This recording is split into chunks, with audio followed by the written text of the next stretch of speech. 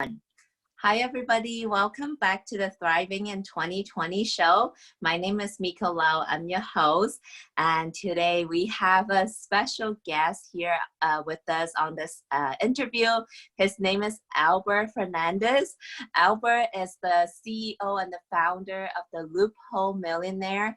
And he is one of the top leading e-commerce experts in the world. And Albert has only started his e-commerce journey about 5 years ago, and he has already been consistently scaling every store that he touches into a 7-figure store. And his technique is very unique and powerful. So like all the competitions cannot even beat him to what he can do for the e-commerce space out there. So, and I also got connected with Albert actually in person at a mastermind that we both speak at in Miami a couple weekends ago. So I'm really excited to dive into this conversation. And Albert, thank you so much for being on here. It's such an honor. Honor is mine, Miko. Thank you for having me. Glad to be on here, giving some value to your listeners and things like that. So yeah, and it was definitely a pleasure meeting you as well at the mastermind. Really, really cool stuff. Yeah. And I want to jump straight into that. Like when I first got connected with you, I saw you in person. Like you just had this different energy, this vibe, like you were so sophisticated, like you know what you're doing.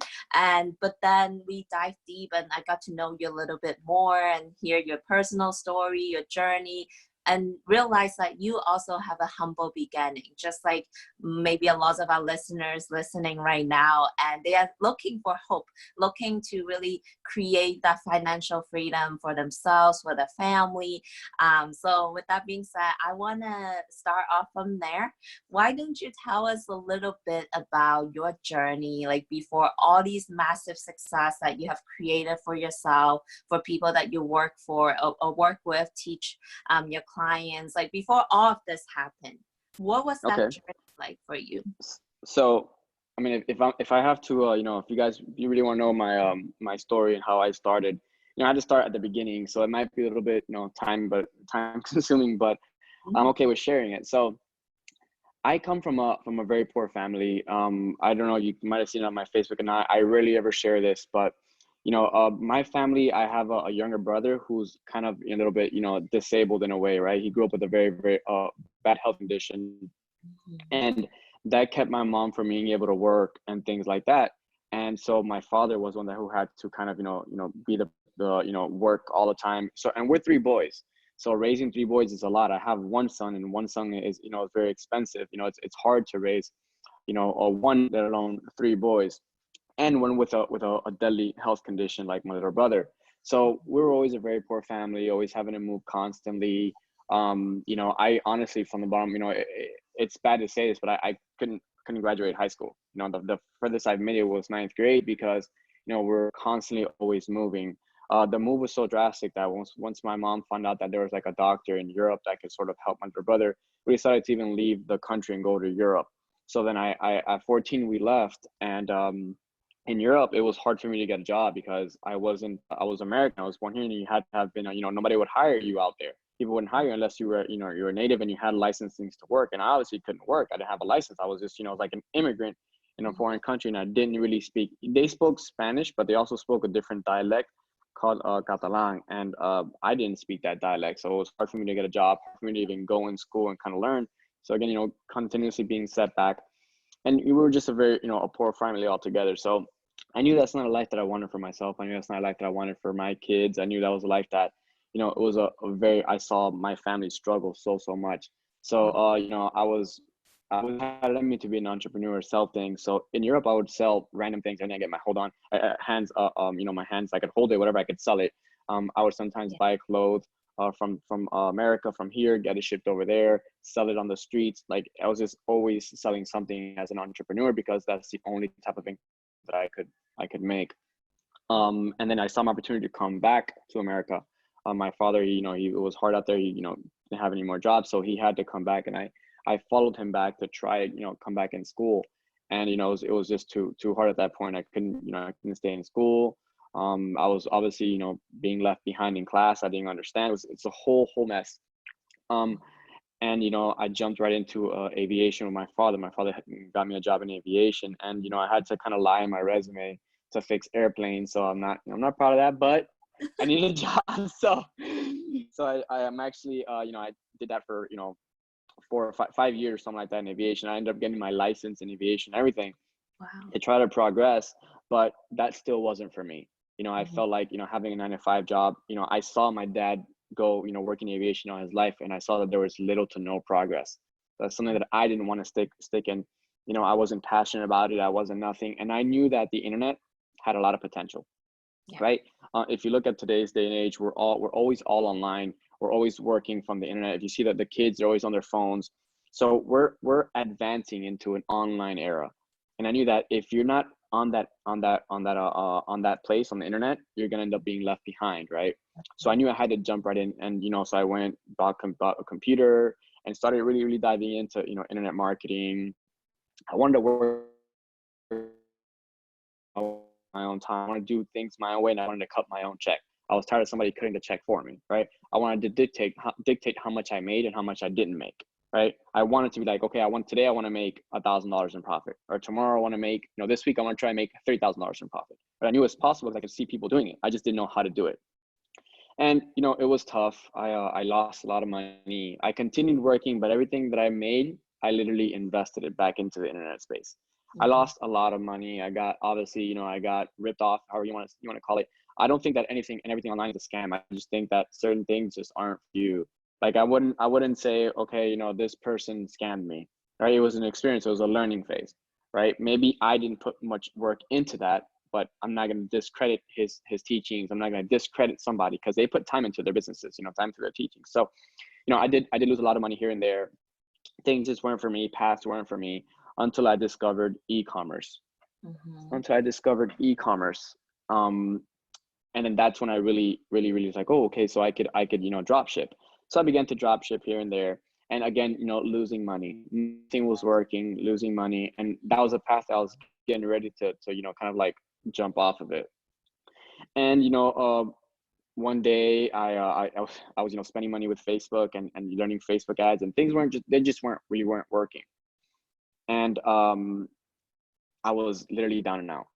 Mhm. I remember, I think I shared the story with you at the event, and I was honestly like down. I was so afraid to log into my bank account because I knew I didn't have any money. I was living with my girlfriend at the time. You know, I remember being in bed, and it was late at night. I remember being in bed and just finally being afraid to log into my bank account. I finally logged into my bank account, and I saw that I was negative. I think like $238 or $320. I can't exactly recall. Mhm. And I remember looking to the left, and my girlfriend was asleep, and I remember like, oh man, like I'm done. Like that's it. It's over. Like there's nothing else I could do. Remember, not being able to swallow. I don't know if you ever experienced that, where your chest is so tight you can't even swallow. Like you're Mhm. like you can't Mhm. swallow. It's like it's this fear, but you don't know what it is. And it Yeah. almost feels like your heart's gonna pop out of your chest. You literally have no idea what you're going to do. Mhm. So I remember getting up, had to go out for a breath of fresh air, leaving the room, going out, walking to the front door, opening the front door late at night. I was like 2 in the morning, late at night, walking out, closing the door, and just crying. Mhm. I honestly, I was just shedding tears, and I walked up to the front gate. I remember leaning on the gate like this, and just saying, Mhm. like, God, why me? Like Mhm. why me? Like why am I out? Why can't I get nothing to work on the internet? Why does everybody, why do I see people making a lot of money online, and why can't I make it work? Like give me a sign, like throw me a sign, please. Like if there's any one moment that I ever ask you for something, it's now. I need your help now. And Mhm. when I said that, like 2 minutes later, my fiance came out to the door. She's like, "Hey, babe, what are you doing?" And me being like the big man, I was like, go inside, wiping my tears, like, go inside, go inside. I was like, go inside. And I think she knew what was wrong, and she could kind of like hear in my voice that I was not, and I was in a very very bad position. And she walked Mhm. up, to me, and she's like, "Hey, babe, whatever it is that's happening, I know you'll make it through. You always do. I know you'll figure it out. You always do." And it's true. I've always had that little knack that I've always tried to figure something out. Like I've always been able to, like, if there's a something that I can't do, I figure it out and get it done. And she's like, "Hey, you shouldn't be out here, you know crying out here, go inside and figure something out. And so I did. I kind of like wiped my tears, went inside and sat down, and in the computer. It was like 3 in the morning, and I built out an entire store. I fell Wow. asleep I fell asleep like at 8, 7, 8 in the morning. I literally built out. It wasn't like the best store, but it was a decent enough store where I could run traffic to. And I launched a product that I had researched, and it was trending at the time. And I launched our product at $20 ad spend. And even though I didn't have $20 in my bank account and it was negative, Facebook, I had that Facebook credit of $750 before they actually charged my card. Yeah. And I fell asleep. I went to sleep, and what woke me up was my phone vibrating. Like I was like bzz, like bzz, bzz, like nonstop. And I was like, man, that's crazy. So when I grabbed my phone, I could literally see the Shopify sales coming through. My gosh. And I was like, no way. I was like, no way. Like I looked at my spend, I spent like $10, $20, and I made like $300 in Wow. sales. And at the time, that was a lot for me, And that's what I knew. I was like, man, that's it. I think I cracked the code. I cracked looking for products. I was able to, identify. It's like riding a bike. Once you know what people want to buy, you can literally sit down and kind of like, print money on your computer. And that's how it has been for me with e-commerce. But yeah, it was definitely a very hard, hard thing. But I've been down and out, and everybody can get through it, And thank you so much for sharing that, Albert. Like that was the second time I listened to your story, and I still get chills, and like I feel like I want to cry to listening to that story, because like, and I'm so glad you share that with us, because nowadays so many of us want that instant gratification. We want to jump into something and we want that instant success. And like I saw you at the mastermind, you have this beautiful Lamborghini. Like that's the results of your hard work, the process that you put into. But we see that and automatically we want that instantly. But like, thank you for sharing with us the process, the journey that it took you, and you pushed through those challenging moments. And if you did it, so can all of us out here do it as well. 100%.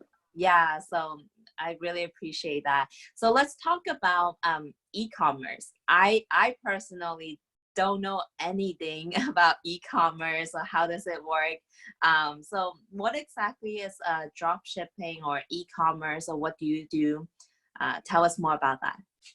Okay, so great. So there's like 2 different models for drop shipping. Like I consider drop shipping, somebody like going to AliExpress, Alibaba, things like that, and basically listing products that they don't physically have in their hands on their store. And then once a customer comes into their store and they buy their product, they pay the supplier, and the supplier ships the product from China.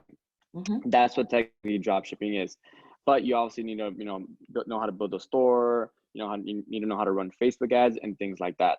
But basically, in a nutshell, that's what it is. You list the products that you find on AliExpress or wherever you want to find them at. You source them from anywhere else. You don't physically have the product in your hand. You don't have to touch any type of product or nothing. You never have to even see them if you don't want to. Then once a customer comes to your store, you obviously list. You buy the product for $10 and you list it for like $30. And comes a customer, buys it for $30. You pay the provider $10, and you keep the rest, right? You pocket the $20. So that's what drop shipping basically is. Okay. Now, what I do is a little bit different, but I guess we'll go into that later on. Yeah, tell us more about that. I want to know what you do specifically. So I have a very, very different business model. I do. So my it's still drop shipping, but it's not from China. And what I do is I explain this at the mastermind to the people who were there. What I do is for instance, I find small manufacturers. Like I'll go on Etsy. Okay. I'll go on Etsy and find a personalized product, or a product that's really, really, unique, something nice, something that I could sell. Or sometimes you can even go there and find private or white label products. Now, these people on Etsy are there because they handmade stuff, they do custom things, and they're technically small, right? They don't know. I mean, you could find some big people there, but the majority of them are actually small. So they're looking for extra income, right? Because they're on there selling their things. So what I like to do is approach them, figure out, see what they're selling, see the quality of the product, if it's good, if it's bad, check it out. And then from there, I list that product on my store. Okay. And I ask the Etsy supplier, hey, how many can you make a day? What's your cap? Because it's important that I know how much I can sell. And usually they'll say, you know, I've had some suppliers say they could do 500 to 1,000 a day. And I've had some say they could do 100 a day. Okay, so if I test a product and it's a winning product, right? It's a unique winning product that, you know, obviously it's only on Etsy because it's handmade, or they produce it, or they find out how to, you know, they have some small machine or something, right? So they tell me, okay, look, I can only do 100 a day. I said, okay. So I launch my ad, test the product. If it starts to sell, I quickly scale past that 100 a day. I cap them out right away. I know it's bad, but I cap them out right away. And I kind of force them to expand.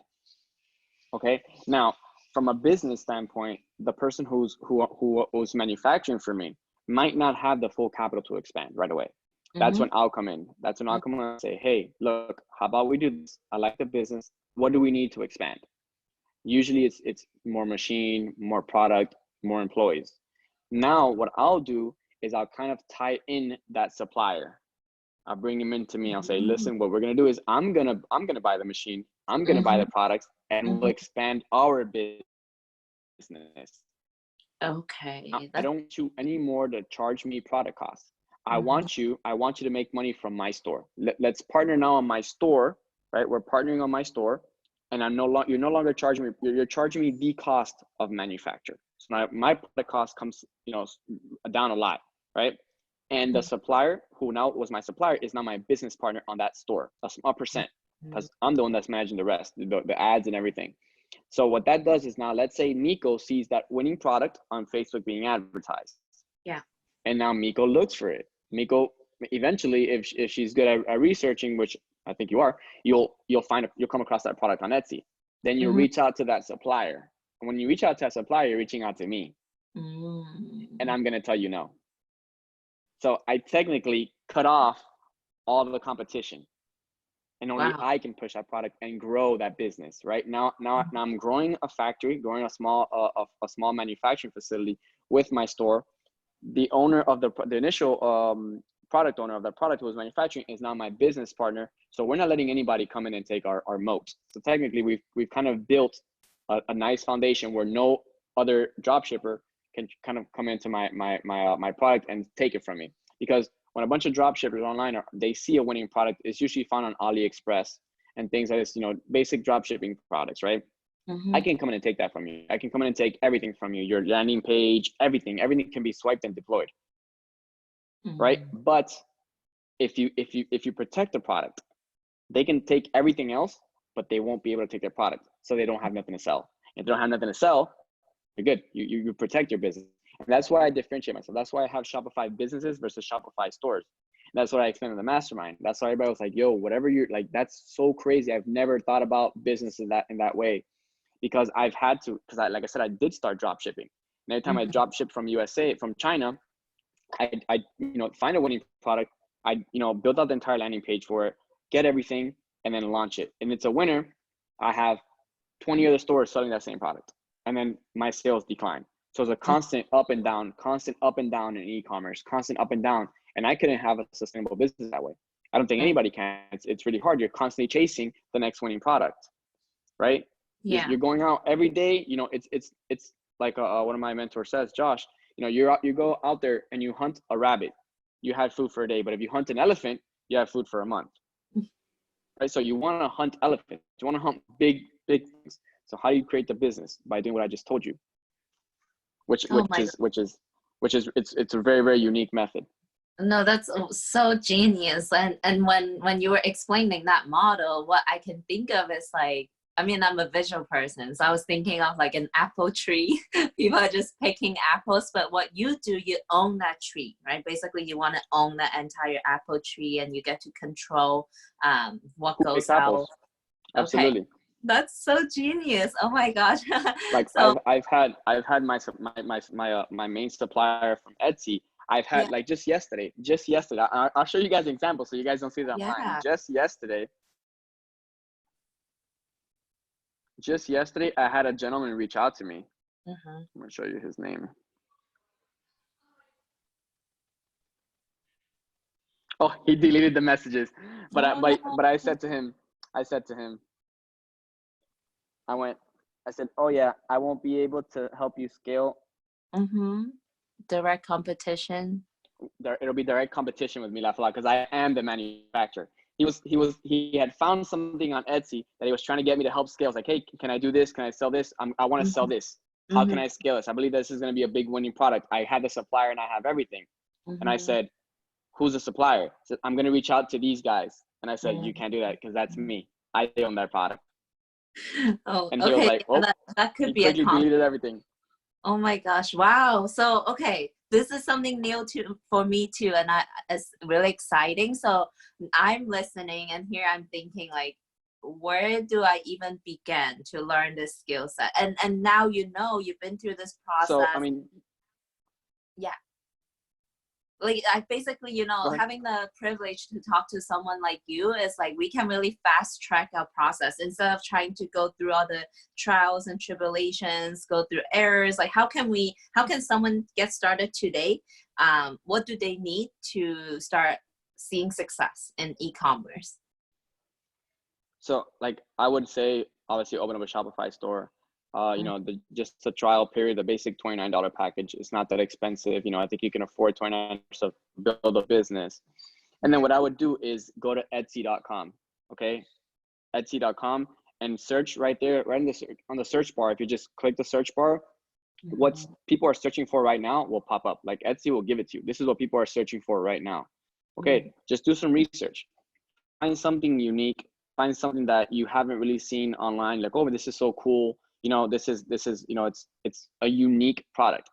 Reach out to the manufacturer. Ask them, how many can you make a day? And then start that process. Hey, I'm a Shopify, I'm an e-commerce expert. I run Facebook ads. Here are some of my stats. Or if you don't have stats, kind of make them up. Hey, listen, tell the supplier, hey, you've been doing this for a long time. That way he gives you a chance, right? Yeah. Once he gives you the chance, then you start testing.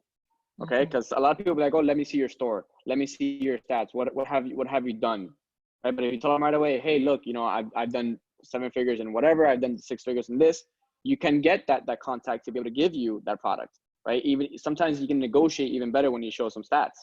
Like me, I right away I send them my stats. Hey, look, here's my store, here's my Facebook, here's my Instagram, here's what I've done, here's who I am. I can take your business to the next level. And they usually start chatting with me right away. Now, at the beginning, it wasn't always like that. It wasn't always like that. You had to start slow, show them what you've done, what you haven't done, etc. That way they know, okay, this is a real person, legit person, because they get hit by a lot of messages. You have to kind of stand out. So once you message them, come in negotiation with them, whatever, you pick the product and then you basically test it right away on Facebook ads. If it starts selling, if they have a cap, like I said, like I explained, hit that cap right away and force them to expand. Chances are they won't be able to expand. That's when you come in and help them expand and now take control of their business. You build a business with them. Okay? Yeah. That makes so much sense. And it's like a straightforward model and just do it. And then over time, I think all of us can become a master at that formula. So Albert, we are wrapping up this interview. Time just flew by. But at the beginning, you share with us this really touching story, like your humble beginning. Why don't you finish this interview off with something super exciting? Basically, what is your biggest reward for making this decision to follow your dream lifestyle, follow through with your goals? What is the biggest reward you could say? I'm a big family person. I think that being able to spend time with my family is what really gets me. The time that I can spend with them, even though as an entrepreneur, if you're really honestly trying to gain time just to do it for the time, it's a little bit hard because as an entrepreneur, you don't have time. Your time is always invested into growing businesses, but you can choose to lay back and take some time off and be with the family. Like me, I do it like right now for my son. I took an entire month off. And my businesses continue to run while I be with my son, and that's the most rewarding thing for me, that I can have the time to be able to do things that I want to do. I would say that it's the time. That's the one thing that we don't have. Yeah, and I saw your baby's picture on Instagram. He is so adorable. and and then, yeah, like you said, I think that's something that's really more valuable than any money can afford to buy. Like having that ability to spend time with people that you care about. So that's really touching. And Albert, this has been such a powerful interview. I know you said that you're not an interview person, but you did amazing, and you opened up and shared so much powerful insights with our audience today. And I have no doubt that they would love to continue to learn from you. Like one of the things that I personally know is like, in order to fast track our success in anything that we do is to get a mentor. So if they want to learn from you, how can they find you online? How can they stay connected with you? They could just reach out to me at my Instagram. I have a free training on my Instagram as well. You don't even have to follow me to see it. So this is my Instagram right here, Loophole Millionaire. And if you go right here, you can click on the little link tree right here, and you can access, whoops, you can access some, you know, free training, things like that. All on here, you'll be able to contact me and everything. You know, you don't even have to like me to watch my training. You know, that's cool. I give it to you for free, you know? Yeah, I checked out that website too. There's tons of valuable trainings on there, absolutely free. So definitely get your hands on that. And say hi to Albert. He's amazing. And Albert is in Miami, right? You live in Miami? Yes. Yep. Okay, cool. If you guys are in Miami, try to hit up Yeah. Albert and say If you're hi. if you're Miami, yeah. Yeah, Albert is really Shoot cool. me a message. So thank you again, Albert, for being on here, and thank you everyone for tuning in today. I hope that you got some powerful insights from this interview, and know that like the biggest takeaway is like, if someone like Albert has done it, even just one person, so can you. We just gotta go out there and make it happen. And let us know what your biggest takeaway was from this interview. I would love to hear from you. Albert would love to hear from you. So just reply back to this email that this interview went out to, and we would see you again next time. Okay, thank you. Take care. Bye bye.